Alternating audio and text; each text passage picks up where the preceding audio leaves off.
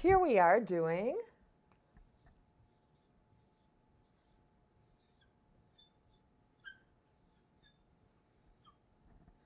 the case study paper. So you want to identify a child that's between 6 months and 11 years old, and ideally a child that you don't know. You want to have this be an objective observation. You don't want to know the child. So if there's a child that your little sister plays with, you could ask the parents if you could observe that child, or maybe your mom at church has a friend who has children. And you want to choose someone that's 6 months to 11 years old.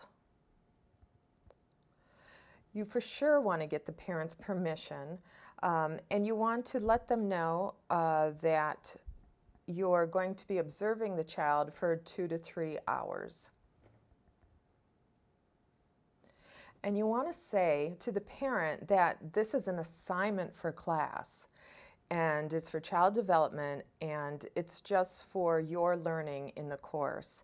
And be clear with them that you're not observing as a professional, and you're not there to give advice if they ask you questions about parenting. You're just there to observe the child and not comment on their parenting or their child's development. And it's really good if you read this disclaimer, or just maybe have it on a piece of paper and you could hand it to them, just saying that you're not doing a professional assessment.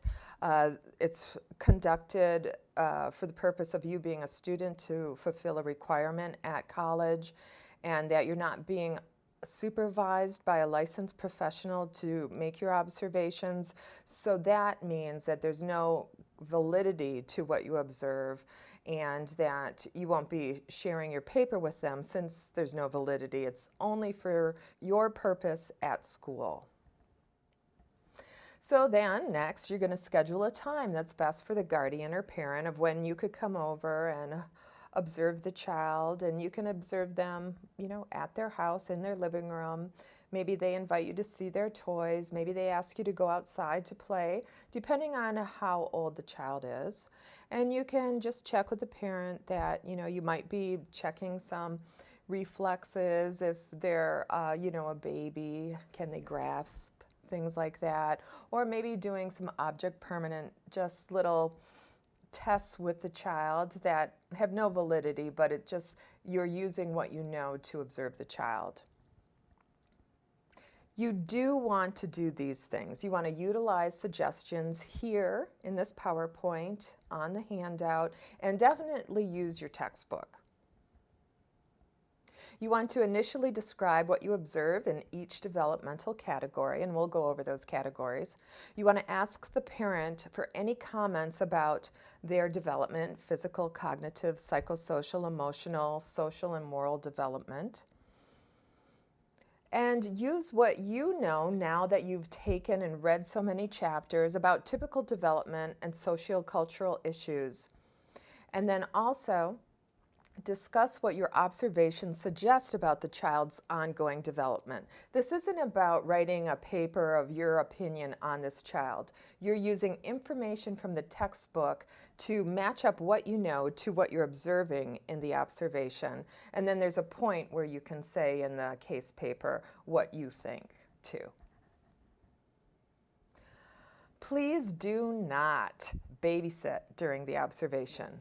Please do not only play with the child. You are there to observe them too. Please do not report on past experience with the child because you don't know the child, right? Please do not observe your own child, your parents, your sibling, or someone that you know closely. Please do not observe the child while they're asleep because you're not going to get much information, right? Next, we're going to talk about paper organization. And the format is a double-spaced paper in 12 font, just a regular font, nothing fancy, 1-inch margins all the way around. The length of the paper is 5 to 6 pages. You number your pages. You don't number the title page. And you're going to create a title page. And you're going to center this on the first unnumbered page. And it's going to look like this.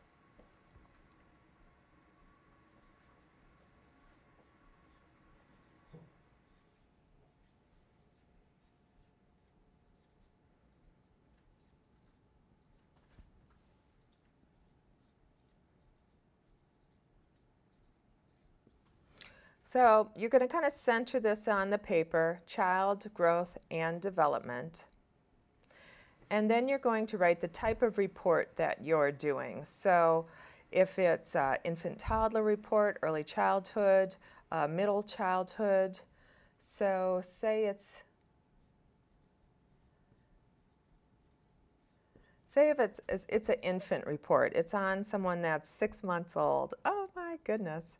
And then you're going to write the child's name, and you can use a pseudonym or just the first name. And then you're going to put your name on your paper.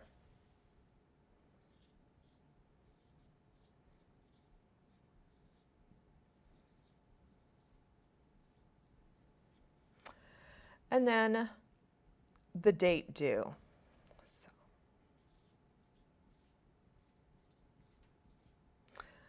And that's your title page for your case study. So the next thing you're going to do is you're going to do the background. And this is the first part of the writing part of your paper. And you're going to look at the demographics. And generally it's information about the child, the family, what their first name is, how old they are, what are they, male, female, ethnicity, what's their neighborhood like, do they live in a home, an apartment, is it obvious that there's spiritual, religious nature of their family, what grade are they in, the parents there, are there two parents in their home, are they single, are they divorced? And generally what the family composition is like. So just a general background. And then you're going to explain how you went about finding this child and how long you were there observing and what day it was. And where did it happen? Kind of take us there so we understand that you were in the living room and the mom and grandma were there. And you played there for a little while, and then she asked if you wanted to see her toys, and you went and you saw her toys, and then you played catch in the backyard. Just kind of take us there and give us generally what's happening and who's present. So who is present? Are there siblings there? Are other family members present? And any circumstances that might have interfered with your observation. Well, we were in the living room and we were playing fine, and then the little sister came in and she wanted to be the one that answered all the questions, or whatever it was. What influenced your observation? Maybe there wasn't anything. And then any additional information about their background that you think is pertinent, and you can ask the parent if you like about that. So the next thing up in your paper, you're going to cover developmental factors. And this is what we've been learning all along. You want to cover physical development, cognitive development, psychological, emotional development, social development, and moral development if your child is 3 years and older only.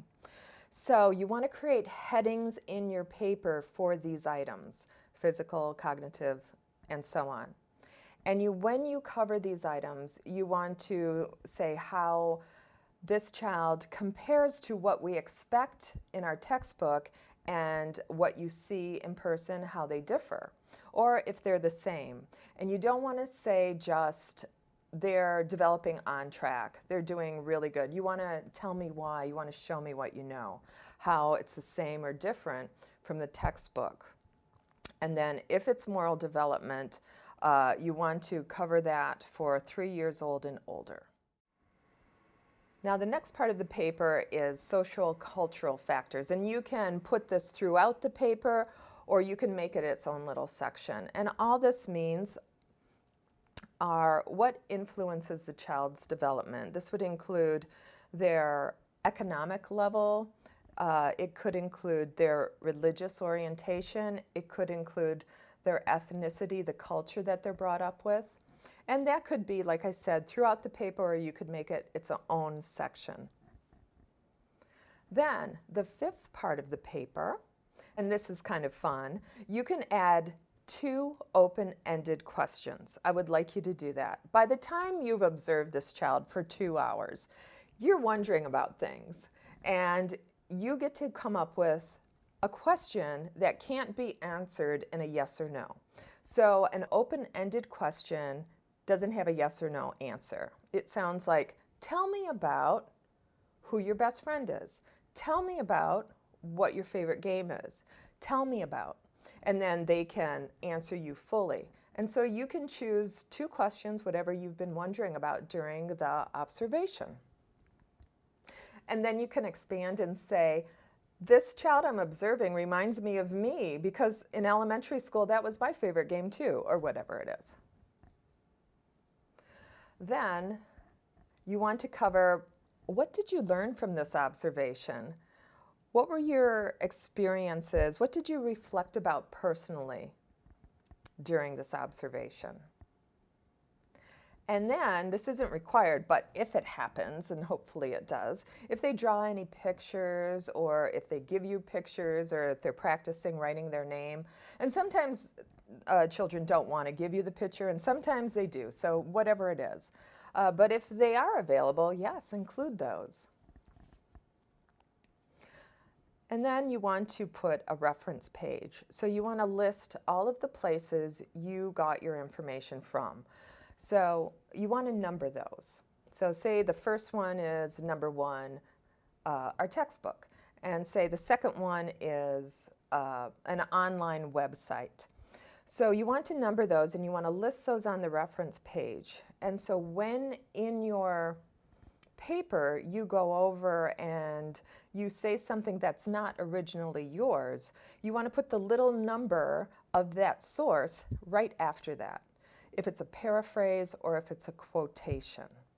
And that's really important. That makes this paper collegiate and academic. And we'll also be using Turnitin, so it will be identified if you don't cite your source when you're quoting or paraphrasing. So you want to make sure to do that. And we've kind of gone over this, but it's double-spaced. It's not handwritten, 12-point font, typical font, 1-inch margins, title page that we spoke about. Please number your pages, but don't number the cover page, okay? After the cover page, it starts with 1. And use APA style, which is a reference page. You don't have to include an abstract, which is part of APA style, and you do not have to include a table of contents. So don't worry about that. If you have any trouble with writing, you can always ask me. And don't forget, we have a great writing center here. And it's in PI 109. And here's a phone number. And you can make an appointment. And you can have the draft of your paper done and go over and ask them, you know, how's this look? Can you help me with this? Especially if you have trouble with writing or with grammar or with sentence order. And you can certainly ask them about APA style and how to use the reference page and incorporate that into your paper. And then you'd be set. So here we have the first category that you might choose. You could choose to do an infant-toddler observation, which would be pretty fun, 6 months up to 36 months old. So the first thing you want to do is you want to read those chapters, which are in our book, chapter 5, 6, and 7. Read those chapters first and then go over and do the observation. That way, all of that information that you're looking for is going to be fresh in your mind. You want to utilize your textbook for ideas also. And first of all, you're going to look at physical development. So really common sense. What's their height, weight? Are the reflexes present early if they're a very young child? What's their fine and gross motor skill development like? Is it typical or atypical? And then say why. And remember, we have the Denver 2 as a handout, and you can look at that. That's a picture of that right on the PowerPoint. And what's their sleeping, eating patterns like? Any other issues, conditions, illnesses that the parent might mention, anything they want to share with you, and that's the physical development. And next you're going to cover cognitive development. And whenever we talk about cognitive development, we always mention Piaget. So here comes in the object permanence. And you can look at any memory tests you can do with them, or habituation if they get used to something, and you can review those things. Piaget's sensory motor substages, the baby's language development. And also you can look at psychological emotional development is another category you're going to cover. And whenever we talk about that, we mention Erikson, remember his stages. And what kind of temperament is the baby? How is the attachment of the baby with the mother? If you notice that, emotions that the baby's displaying, do they have a sense of their self? If you put the little red dot on their face, maybe that could come up, you know, and they look in the mirror. Do they try to get it off? Do they have a sense of their self? Or do they just keep the red dot there because they don't have that sense yet?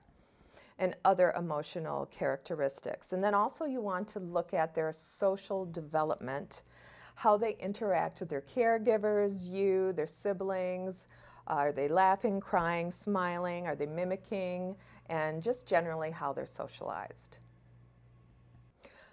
Next, you might choose to observe a child in early childhood. So that child would be 3 to 6 years old. And then you would use this information along with the outline of the 8 items we talked about before.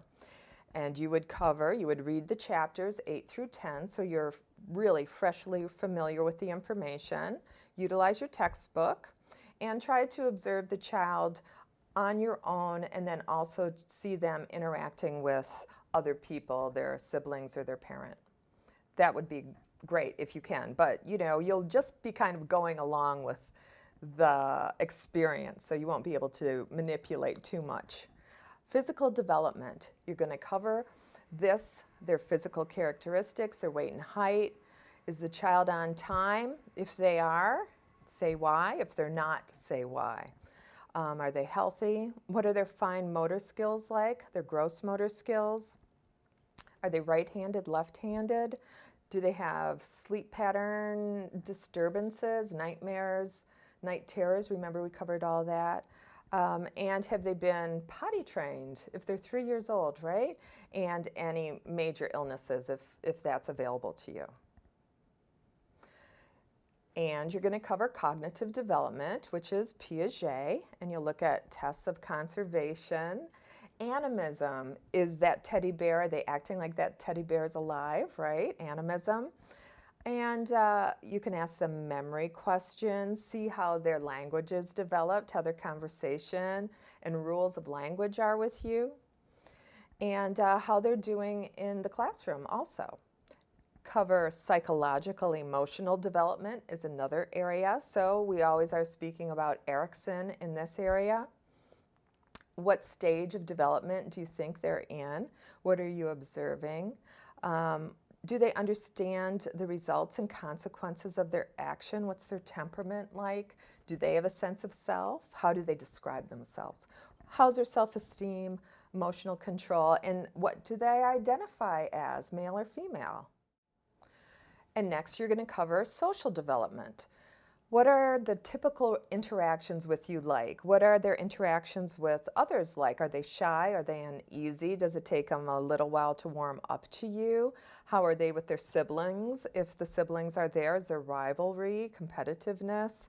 How do they interact with the parents? Maybe you'll even notice what the parents' parenting style is. Maybe you'll notice the type of play they're doing. Social and cognitive categories of the play, what their favorite games are, types of TV programs watched. And then you want to cover moral development. And this is fun. You can ask them, so what is a rule? When is it fair? Should you always follow the rules? Is it ever okay to lie? When's it okay to lie?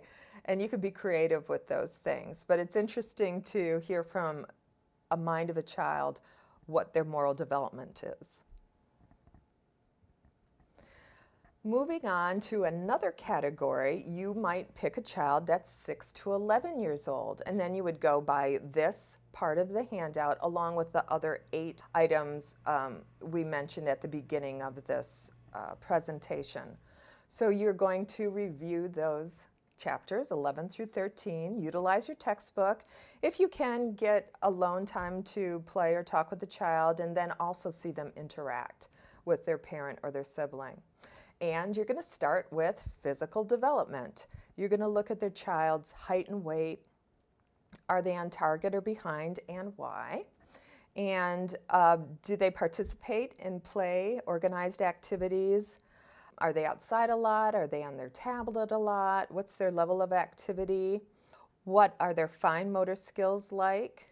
Their gross motor skills, are they generally healthy? You're also going to cover cognitive development, which you can mention Piaget again here. What grade are they in? How are they doing in school? What's their favorite subject, their least favorite? They're at the age now where they can tell you all of this information. And remember the multiple intelligences. Some of those could be kinesthetic, musical, right? Photography. Are there any learning disabilities, intellectual? Are they gifted? And this might come from the parent. The child might not have that information. You might not want to ask them directly.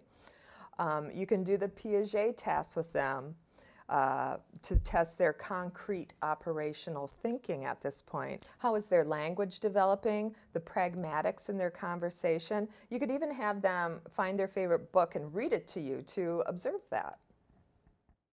Next, we're looking at psychological emotional development. And so we have Erikson's stages we can look at here to see how they're doing with their sense of self, how they describe themselves, their perspective taking, using information from the textbook. Remember to resort to reviewing this age group there.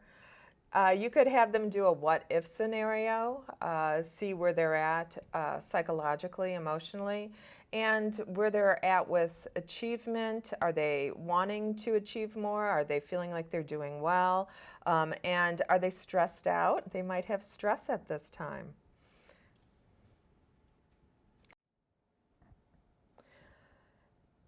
You'll also cover social development, which is how they're interacting with their siblings, their peers, with you. How do they relate generally? You might notice the style of parenting that this child's parent uses. Moral development you would cover here. And this is interesting because you can ask them, what's a rule? Do you have to follow rules? Is it ever okay to lie? When is it okay to lie? And you can just ask, come up with these things, and you can see what they say, because they may have a philosophy about moral development.